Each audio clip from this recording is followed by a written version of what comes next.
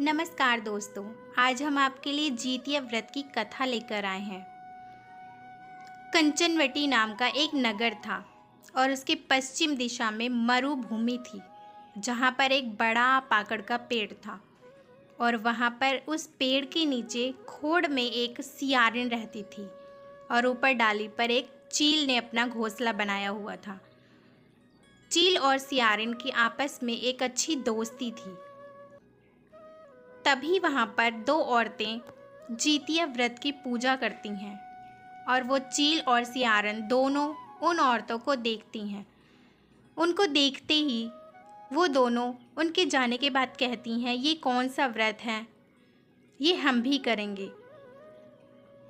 तो वो दोनों औरतें उनको विधि और विधान बता देती हैं।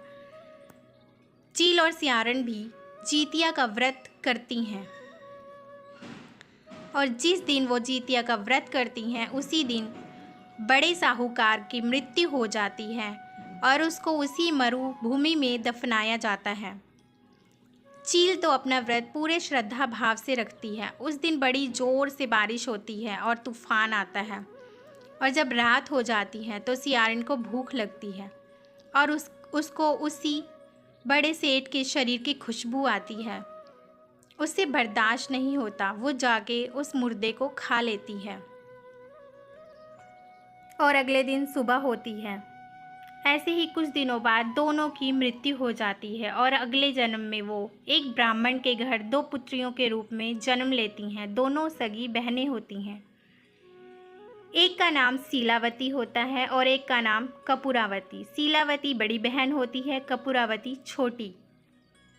धीरे धीरे वो दोनों बड़ी हो जाती हैं, शादी के लायक हो जाती हैं। तो उनके पिताजी बड़ी बहन सीलावती की शादी बुद्धिसेन से कर देते हैं और छोटी बहन कपूरावती की शादी वहाँ के राजा मलाईकेतु से हो जाती है। बुद्धिसेन, जो कि बड़ी बहन सीलावती के पति थे, वो साधारण से इंसान थे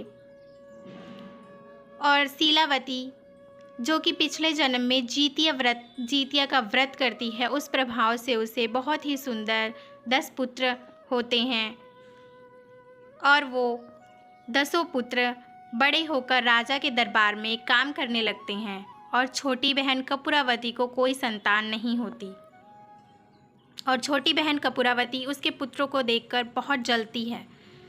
इसी जलन के कारण वो राजा से कहकर उसके 10 पुत्रों का सर कटवा देती है और उसे थाली में सजवाकर उस पे लाल कपड़ा ओढ़ाकर वो उसे सीलावती के घर भेज देती है। ज्योत महावाहन भगवान ये सारा कुछ देख रहे थे। उन्होंने उन 10 पुत्रों के सिर को मिट्टी से बनाया और उस पर अमृत छिड़ककर उन 10 पुत्रों को जीवित कर दिया। और इधर कपूरावती इंतजार कर रही थी कि अभी तक सीलावती के घर से कोई खबर क्यों नहीं आई। जब बहुत देर हो गई तो वहाँ जाकर उसने देखा और उन 10 पुत्रों को हंसी खुशी वहाँ खेलते खाते देखकर वो हैरान रह गई और ये सब देखकर उसने अपनी सारी कहानी अपनी बड़ी बहन सीलावती को बताई। फिर उसने उसे पिछले जन्म का याद दिलाया, जब वो सियारिन थी और ये चील थी। जब उसने याद दिलाया तो उसे सब याद आ गया और फिर वो दोनों उसी पाकड़ के पेड़ के नीचे जाती हैं और कपूरावती वहीं पर जलकर भस्म हो जाती है। जब राजा को इस बात का पता चलता है कि कपूरावती अब नहीं रही तो वो वहाँ जाकर वहीं पर उसका दाह संस्कार कर देता है।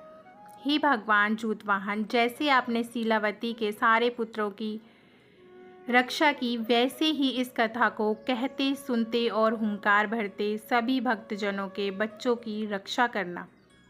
भगवान जूतवाहन की जय।